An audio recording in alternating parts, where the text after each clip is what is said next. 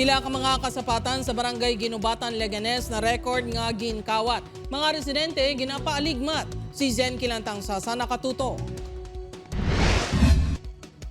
Makaalarma na ang seryes ang kinawatay sa barangay Ginubatan, Leganes, Iloilo. Inibangod magluwas sa pagpangawat sa sulod sa mga balay, may mga kasapatan naman nga nagkaladula. Si Manong Melvin may 7 ka inubulang nga manok nga ginasagod, apang nakibot na lang ini. Sang matalupangdan nga nadula na ang 2 sinika manok nga nagabili sang 9,000 pesos. Sa subong sige pa pangita kung makita ko gina. Hindi ko na makita ang manok pero makita ko gina lakadang kawatan.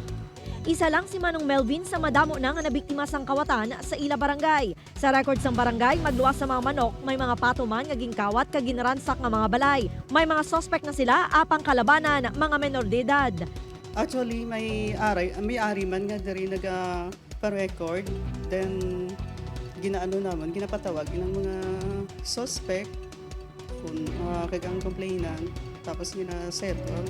Sa record sang Leganes MPS, may napasakaan na sang kaso bangod sang pagpangawat sang manok sa nasabit nga barangay. Ginapaalerto ang mga residente nga hugot sa pagbantay sa puluyan, agod hindi mabiktima sang kawatan.